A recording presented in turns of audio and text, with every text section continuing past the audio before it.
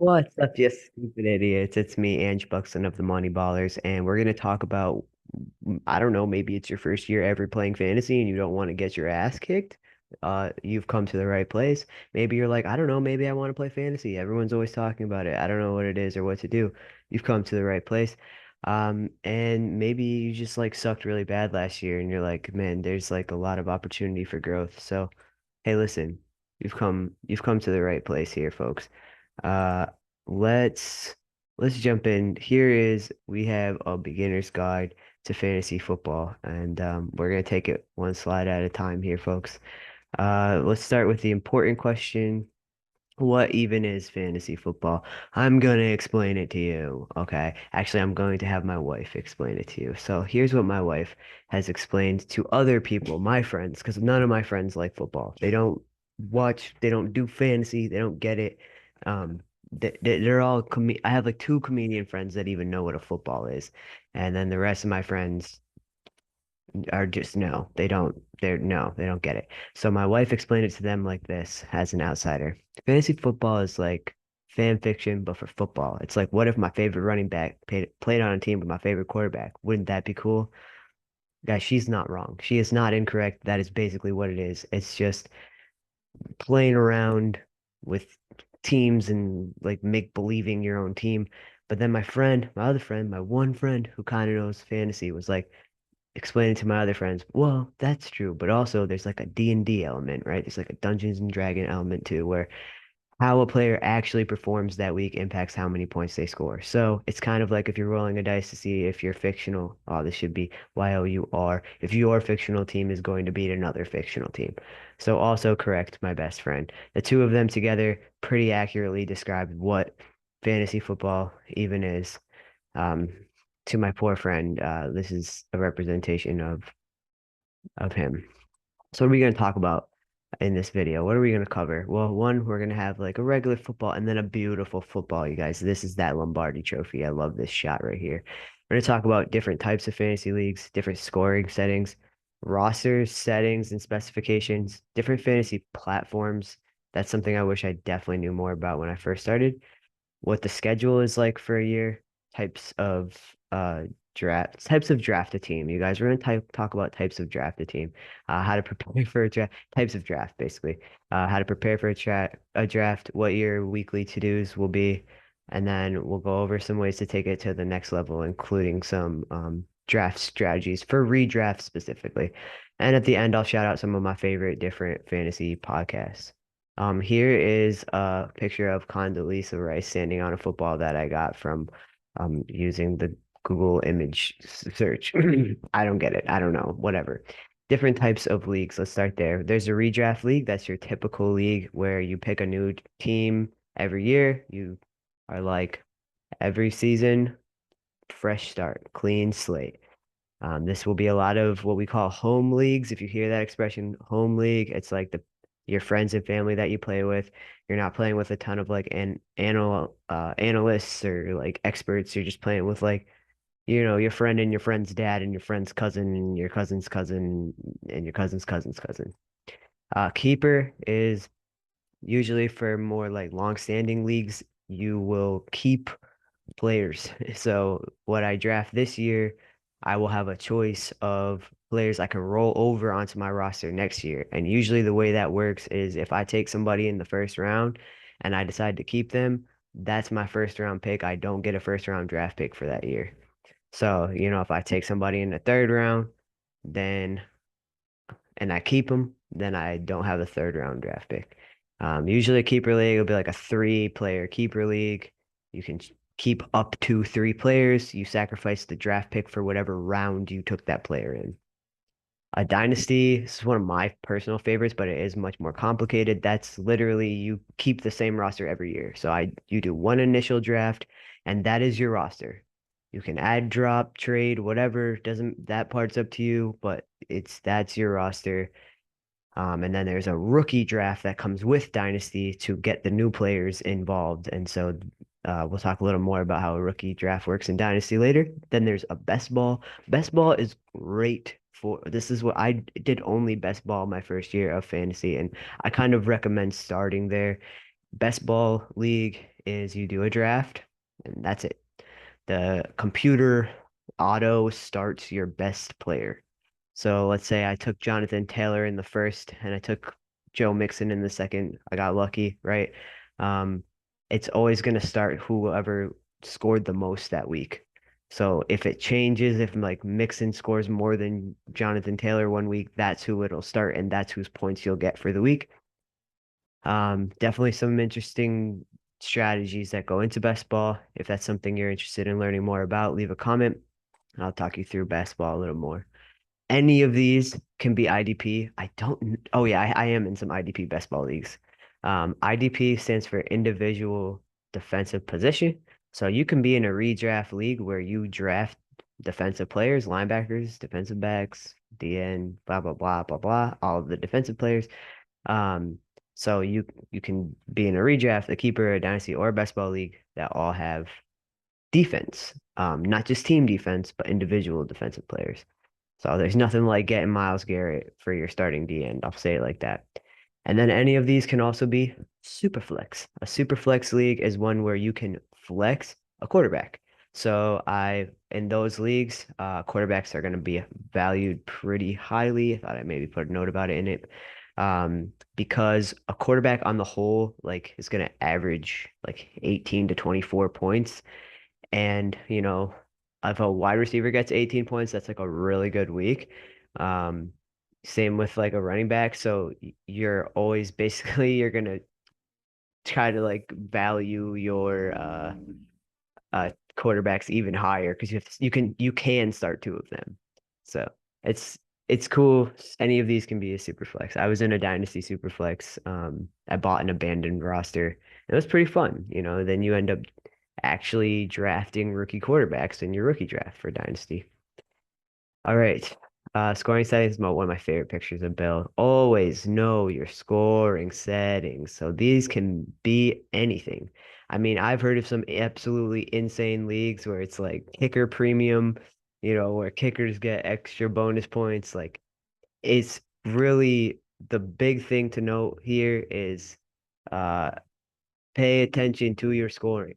Okay, are you in a standard league? This is kind of old school now. Not a lot of leagues do this, but they do exist. That's no point per reception. So that's you're just getting like fractions of points for yards earned. Like once the catch is made, rather than getting a point every time a catch is made, or a half point. Half PPR stands for half point per reception. This is my preferred method of scoring as far as points per reception goes. I think it kind of evens the playing field. You don't have like your pass catching running backs being like super overvalued, and it doesn't like overblow the wide receiver position to a point where it's like unbearable. But there's still some balance there. I don't want no points per reception, but for me, a full PPR I don't really like because you let's say you catch a ball, you lose yards, you still get a point. A running back loses yards, they lose points. Even like if the running back gets a handoff and loses yards because their line sucks, they lose points. If a wide receiver catches a screen, loses yards, they still get a point. So I don't like full PPR as much. A lot of people do, and I get why. Then you have, um, I mean, again, it can be set to anything, but these are the two big ones: 4 point per passing touchdown or 6 point per passing touchdown. This is important to pay attention to because for like if it's a 6 point per passing touchdown, then like I think Mahomes has even more value than in 4 point per passing touchdown. Like Herbert loses something, Joe Burrow loses something. Those rushing quarterbacks are even more valuable in a 4 point per passing touchdown because they can get a rushing touchdown. And those will always be 6 points, no matter who rushes it in. They'll get the whole six. So something to definitely pay attention to there. Then there's tight end premium. Sometimes basically what this means is it can be different ways, but if you're in a tight end premium league, your tight end is going to get like an extra half a point per reception. So it gives tight end a little more value, adds a little something to it. There's all sorts of crazy shit you can do with bonus scoring. I mean, I didn't get into defensive scoring here at all for IDP leagues. This is what you need to know. Pay attention to what your league scoring settings are.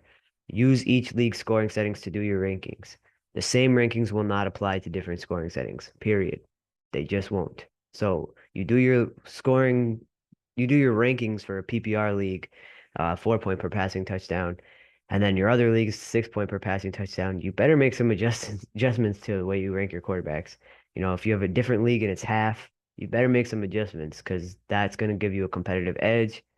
I see a lot of dudes get really attached. Like in my home league, if you've seen the other Money Ballers Homer Report episodes, my cousin, I love him, but he's like super attached to Nick Chubb. But we are in a PPR league, and Nick Chubb doesn't have as much. I'm like, why are you taking him fourth overall? He's not a pass catching back. So your rankings need to reflect your scoring. All right, my favorite picture of Bill, and this is like a weirdly sexy picture. I don't understand. Typical roster settings. So it's gonna typically look like one quarterback, two running backs, two wide receivers, tight end, flex, kicker, defense, bench spots, five-ish, and then two or three IR spots. Again, super flex, quarterbacks are gonna have more value, because your flex can include a quarterback in this setting. And then IDP, you would start individual defensive positions. Those are gonna look all different types of ways depending on your platform, your league, etc. There's, of course, variations. So again, you want to pay attention to your roster. If you're having to start three wide receivers instead of two, you better value the wide receiver position a little more. If you have two flex instead of one, you might want to think about that. Does your flex include tight ends or not? There's certain questions, and I honestly don't reach for tight ends regardless, but there's certain questions that you got to ask yourself as you're preparing, like looking at your roster more holistically. All right. So, here is I'll talk about the different platforms. Again, something I wish I knew more about. This is an example of a ESPN roster. ESPN and Sleeper to me are both solid for mobile. They have great apps and they're pretty beginner friendly. I have a beginner league called the Hot Thotties. Hey, what's goody? Everybody's assigned football at birth. If you know what I mean, you know what I mean. And we use Sleeper. I think it's great. The chat is great. Like it has all these things where it auto tells you who scored the highest that week. So we do like highest score gets $10 every week. So I don't have to go and add shit up. Like it just tells me every in the weekly like report this person scored the most, then I know who to Venmo. Which don't you shouldn't really use Venmo. You should use League Safe, but this is a home league where I know everybody, so it's a little different. Um, so yeah, home league Venmo's fine. I think if you're going on the internet, do not join a Venmo league. Like join a League Safe league. You don't know them, you're not Venmoing them money. ESPN, I use them. So I have basically two home leagues, one that I commission on Sleeper and one that I'm in on ESPN. And I think they both have solid apps, and are relatively usable even for the draft. I love Sleeper's mobile draft capabilities personally. Then there's Yahoo, which I don't use their redraft league, but I use them for best ball. Their best ball drafts are super mobile friendly, and fun. So Yahoo has some good best ball. I mean, look, not a sponsor. None of these are sponsored. I'm just a person who likes fantasy. The NFL started building out its own capability. I used it its first year ever, and it's definitely gotten better. Um, but there's some kinks still to work out. You can join random leagues. I think it caps you at five or something. Just something to know that like I guess you can commission leagues on there. It's okay. Like it's not a horrible platform. Um, Speaking of horrible platforms though, dog, MFL, there are some old guys who will like shit on me for shitting on MFL. That's my fantasy league. Bro, listen to this. I understand it's customizable. I understand you can pretty much make any type of league you want. Tons of control over positional designation. I understand that there's legacy. There's teams that have been on there since pre-Neopet era. Like this shit is pre 9/11. Like I'm telling you, like there's teams that have been on there since like the mid 90s. Like I get it. But here's the thing. It's not accessible. I mean that from like accessibility, like you can't use the keyboard to tab. Like from a UX UI standpoint, it's not usable. The most confusing menu structures in all of the land. You can't find shit. Plus it's so customizable that it actually works against you because users think they want customization ability, but at the end of the day, users don't know how to make things user friendly. For the average user is just a dude, you know? So they don't know how to make it like usable for their league mates. And then you get in these leagues and you're like, I don't even know where to begin of finding shit. So for me, I'm not joining any MFL leagues. I just got Fishbowl last year and that was great and everything, but honestly, I just hated the platform so bad. It was just to me unusable. And then I bought an abandoned roster on MFO and I mean my team was gonna crush, but it was so unusable. I ended up like missing a pick of my draft and like it's just and then if you try to give the site feedback, this is the worst thing. They like come at you. Like they come at you crazy. Like you're stupid if you don't get that the platform. It's like, nah, dog, I'm not stupid. I work in tech. I understand how to build a usable platform. You don't. And so just like admit it and make changes. But they don't want to make no changes. Like they need to throw the whole thing away, in my opinion. That's but like I get it if whatever. You've been on there forever with your little team for sure. RSO is like a real contract league, mimics the NFL. Super intense IDP. I love it. I use it. I'll link a video for RSO how to do their free agent auction uh somewhere in this. And then all 22, here's a screenshot of what the interface looks like. There's a brand new platform. You draft a 53-man roster, so a full team using PFF scores to do the scoring. So again, this is even different than any of the scoring I mentioned on the other slides. Like this platform is using your PFF score, so not catch, run, none of that. It's like how did you grade out? How was your blocking? You know, shit like that. So brand new one. I've been doing a whole butt ton of videos about all 22 since this is the first year that it's open to the public.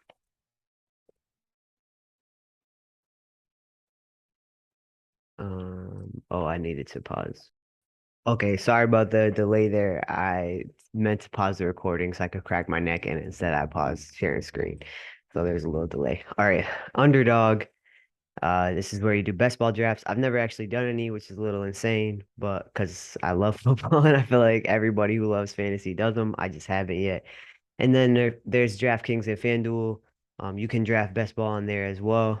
But it's great for DFS, stands for Daily Fantasy Sports. This it's for all sports as well, but ultimately for football, you know, you're playing matchups, you're maybe it's like week to week, and this is very money. Like you can play in a free fantasy league, it doesn't cost you anything. DFS, I mean, there are free ones, but for the most part, you're playing for money. And there's tons of resources out there for DFS if you want to know more. All right, so the big reveal. Oh, there he is. Looking good, buddy. Looking good. Assigned football at birth. Am I right, you guys? Let's talk about the fantasy football schedule. Honestly, here's what I do. This might be a little intense if you're brand new, but this is just what I recommend. Pay attention in the offseason to some of the big player moves and the NFL draft. Who gets drafted to what team? That's going to be around March to June. You know, the draft is what in April, so you don't really got to start prepping, but in March, that off season you know, free agency period. You'll have some crazy, we had so many crazy moves happen this year. It was nuts. So it's good to kind of stay on top of that in the off season. But if you missed it, it's okay. You can always just look it up. It's not the end of the world. Prepare for your draft. I didn't put dates here because for me, it's like I'm pretty much always preparing for my draft to an extent. By paying attention in the off season, I'm thinking to myself, what has changed for other players? So who should I value more?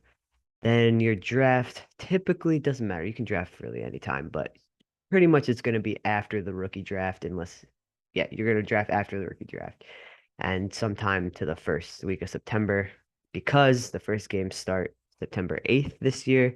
And then during the season, from week 1 to week 14 or 15, so December-ish, depending on your league settings, pay attention to when your playoffs are. But during those weeks, week 1 to 14-ish, you're just making sure you have an active starting lineup. That's your job every week. You're gonna pay attention to the waiver wire, like Tuesday, Wednesday, Thursday's a game, Friday's basically a day off, but just also pay attention to the waiver wire in some instances. Saturday, make sure your lineup set for Sunday, and then there's a Monday night game. So all through the year, you're just basically making sure everybody on your roster is actually going to play that week. That's your job. It's not that hard. And then for the playoffs, just depending on your league, it will go to week 17. I really, really encourage you to not have your championship be the actual last game of the season. So have your championship game week 17 as much as possible. All right, let's talk about different ways to draft a team. Blaze it. Uh, snake. Okay. I'm doing a snake right now, so I'm gonna share that with you on Sleeper. And this is a weird ass league. This is an IDP only linebacker best ball league. Okay, but it is the perfect snake. So he picked first. So he's not going to pick again all the way until right now, which is the end of round 2. And then he'll pick the first of round 3, the last of round 4, first of round 5. It's a snake. You get it. Okay, so what does that mean for someone like me? I'm right in the middle here. I pick 5. I will pick 5th, and then I will pick 6th in every round. All right, if you're last, it's the same similar idea. You have to wait this whole round, but then you pick 2 in a row. My preference is to be either 3 or 8. I like having a relatively fast turnaround with like a little opportunity to be sniped, but I don't have to wait a whole round. Um, I just like this strategically. I don't really have more to say about why. Okay, so there's a snake draft. The snake with a third round reversal would be basically this, but in the third round, it just reverses. So that he would I think it's so he would pick first after the third round. I don't I think I don't know. I don't understand the benefits of that really, except that it does give you you'll yeah, I don't know. There's plenty to say about it. It's kind of boring. Then there's an auction. So an auction is like you're given a set budget. Like I have $1,000 and I have to make a team from it. And so I'm gonna bid on players. And everybody has $1,000 and everybody needs to make a team from it. So everybody's bidding on players. So you have to decide how am I gonna allocate my funds. RSO has a free agent auction. This is the one that's a contract league. This is so in depth. If you're new, you're not going to be doing this, but just it's at a big picture level. If I know this is how much money I have to spend this year, 65,500,000, I know what my spots are that I need to fill for my roster, and then I know who to target. So the most I'm going to spend on an RB1 in this league is 16 million. That's the kind of prep work I do so that I don't overbid on somebody and end up with no type of money. I did an auction draft that I fell asleep during because it literally ran through the night. And I'll show you my roster because it is a weird lineup. Oh please work. I need you right now, like Kanye said, bro. All right, basically it's a super flex league. I grabbed Herbert and Mahomes, so I spent a good chunk of my change. I also grabbed McCaffrey and somebody else, and then I fell asleep. So we'll see if like, and then if you fall asleep during an auction or you don't pick during an auction, basically all the highly contested players will go off the board, and then it will just kind of like auto you a bunch of shit, which I wanted to show you. All right, well, it's not gonna work right now. So you're probably gonna be doing a snake in your redraft league. If you want to try auction, it can be super fun. The strategy is so weird. And then if you're playing in a dynasty league, you're gonna do a rookie draft. That's not a snake. That's gonna be a set order based on where you finished the year before. So it mimics an NFL draft. The last place drafts first. For my RSO league, I finished second. So I drafted 11th out of 12th because there were 12 players. So if you had come in first, you draft last, basically. And then similar to auction is a salary or contract league, um, where you're kind of bidding. That's RSO. We won't go into that too much. So let's talk redraft and your draft strategy specifically. I cannot iterate enough. I cannot I cannot hammer this home enough. You need to know your scoring. You need to know your roster. What do you need for what positions and who's gonna get you the optimal amount of points based on what the scoring is. You need to target high ceiling wide receivers and running backs for at least the first two rounds. There's one or two tight ends you can take before round four. This year it's Kelsey and Andrews. Those are our onesie position dudes. If you're gonna grab a high tight end like that, this is my strategy. If you draft Kelsey or Andrews, that's your either second or third round pick, right? So then you're already missing out on a high volume, high ceiling wide receiver and running back by doing that. So I say, please just listen to me on this. Don't also draft a quarterback early. And by early, I mean before round six. You don't need quality. You're going to need quality depth at the non-onesie positions. So if you take a tight end one, like Kelsey or Andrews, before round four, I say do not also go draft a quarterback early. There will be plenty of value at quarterback you can get in later rounds. Start filling in your non-onesie positions like wide receiver and running back. Your early rounds, again, you're targeting high volume, high ceiling, wide receiver and running back. That's it. Okay. Don't start drafting quarterbacks.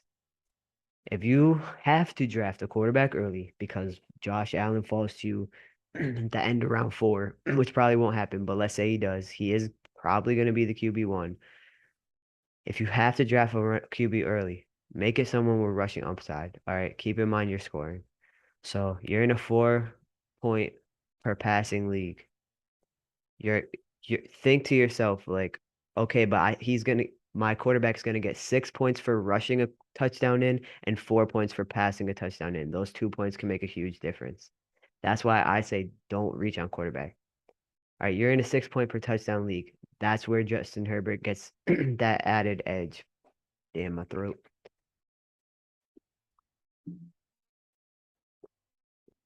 Don't pay too much attention to bye weeks, a mistake that I talked about when I did a mock draft, which I'll link so you can watch it. But don't pay too much attention to bye weeks. You'll figure it out later. Okay, it doesn't matter. It's like, oh my God, what am I gonna do in week six? Three of my guys are out. You'll figure it out. Okay, it's 1 week. You're thinking big picture, long term. Okay, you got the waiver wire. You'll figure it out. Same thing for injuries. Don't stress so much about injuries that you don't draft the best players. McCaffrey's upside is going to win you weeks when he plays. If he's injured basically all year again, the upside is still there. He can still win you a week, so just take him. Like getting so obsessed with injuries, anyone could get injured. This is a dangerous ass sport. Like we shouldn't be sitting around thinking, "Oh man, he's gonna get injured. I can't take him. He's old." Like Derrick Henry. Oh, he's old. I can't take him. It's like, yeah, but he's a high volume, high ceiling running back. So don't not take him just because of injury. Don't take him if there's somebody better available, but don't let injury be the thing. Now, for my first year, folks, for the love of God, do not draft a kicker in a defense before the very last two rounds. If you want to win, you will not do this. Like if you want to win, do not do this. Do not draft a kicker in round 10 of 20. Take your kicker and your defense the last two rounds. The reason why is again, you have a waiver wire. You're going to not be able to start the same defense all year. You're not. Because that defense is going to play Kansas City at some point and you can't start your defense over them. So don't reach on them. Just take somebody serviceable in one of the last two rounds. Kicker is a crapshoot. It's a whole ass crapshoot. So, yeah, Dustin Tucker, but for what? Like it's a crapshoot. I don't like leagues with kicker personally because it's just there's really very little strategy. It's all luck. So weekly, you must set your lineup. You must watch your waiver wire. You must ask yourself, is someone dropping a highly valuable player? Maybe they underperformed. Go get them. Did a player blow up at a position you're weak at? Go get them. Move your players in and out of IR as needed every week.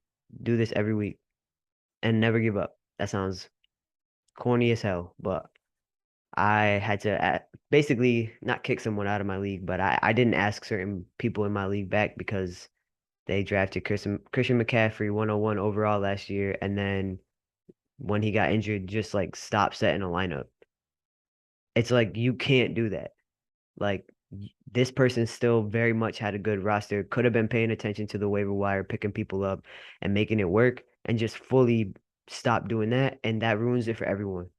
If there's a team on there that people are getting auto dubs from, right? Like if you're like, oh, you're like, I was highly competitive with, I ended up finishing fourth instead of first, like I should have, because the way the schedule fell, these certain teams had a matchup with that team that wasn't set in their lineup. So their record ended up being better. I only played that team once. They played it twice. Like you have to set your lineup. Do not give up. You can lose the first four games and still win the season without a doubt. Here's my never give up story. Look at this trash right here. This team came in second. Okay. You're like, what? How? I don't know. Well, because also there was a whole second section, an IDP section that I was beasting at. But I didn't give up. Like, even though this was who I had, like, I still finished second by just continuing to start the best available players that I had. Okay, I'm talking DeAndre Carter. Okay, he was getting special teams points, but it's disgusting. I just didn't give up. Look at Oldie. So taking it to the next level during the season, make sure you look for trade opportunities based on injuries and value that could impact someone else's team and your own. So somebody has Aaron Jones, you have AJ Dillon, which right this year Dillon's a lot more expensive than he was last year. Um, but maybe you say I'm when Aaron Jones gets injured one week, you're lacking at wide receiver. You could keep Dillon or you could package him up for a trade. You're just looking at injuries. You're trying to figure out ways to make moves. Trading is hard.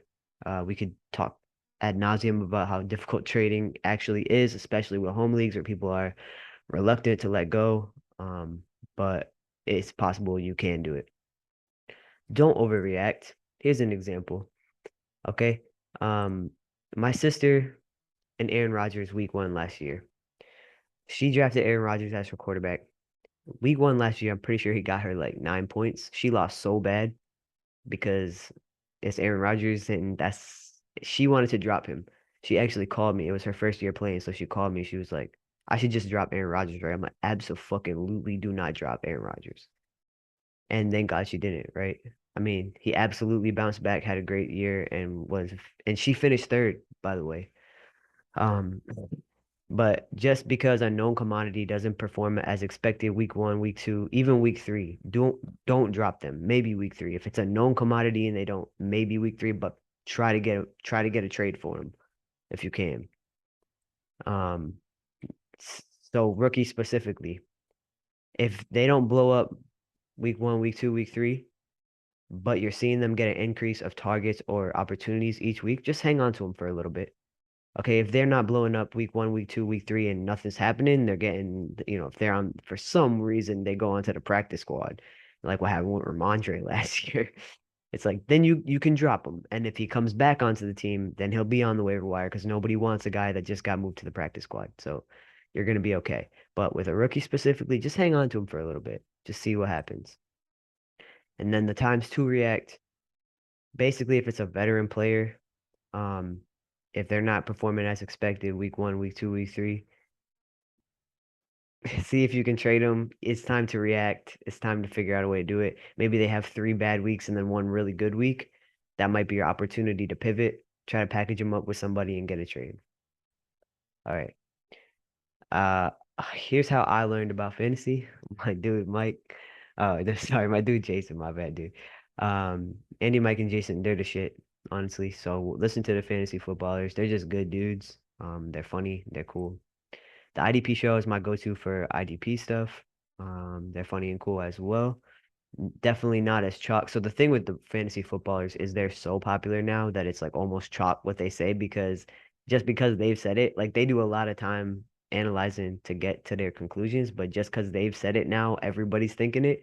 So you do still have to do your own research, but if you're just looking for something you could listen to every day, like a little 45-minute thing that's gonna get you what you need to know, that's that's definitely the one. IDP show, they put out a little less frequent, but they're longer episodes and they're really thorough. So I like them for IDP. If you do Dynasty, Fantasy Pros Dynasty Football Podcast is my go-to for Dynasty. And I do listen to all of these. Then there's the Fantasy Footballers DFS for DFS stuff. I don't listen to as much 'cause I don't do as much DFS. All 22 has a podcast I don't like. I'm hoping to surpass them and that, but that's right now the only resource for all 22. Other good resource here is the Start Sit tool from Fantasy Pros. This is my dude who don't want to work anymore. Just something you can kind of put in and you can choose what your scoring is going to be. Um, let's quickly well, before you see that, let's see if I still have the no, I don't have it open, but this is a good way of if you need a tiebreaker. But look at how close this was, right? So I just actually this might be a screenshot from the fantasy footballer starts it. Um, but it's so close, right? And oh yeah, this is probably Andy, Mike, and Jason. So you just still have to make your own decisions. I had a tough choice here. I'm pretty sure I went with Lockett, and I'm pretty sure I regretted it that particular week. All right, and then last but not least, I just wanted to show you guys some of the random things that have come up when I try to look for fantasy football, like clip art shit to put into the slides. Like I'm searching the words fantasy football and football, NFL, and American football, and this is what's coming up. Tag yourself, I'm birth control. Uh, so shout out to Google Slides. That's this thing I'm talking about. Search the web. Like what is happening? Um, all right. That being said, I really appreciate all of you very much. I would be 100% interested to know what else you want to learn about. If there's something specific we touched on here that you want more info on, and I hope that you go out and get it and crush it. Uh, you can do this. I believe in you. I believe in you so much.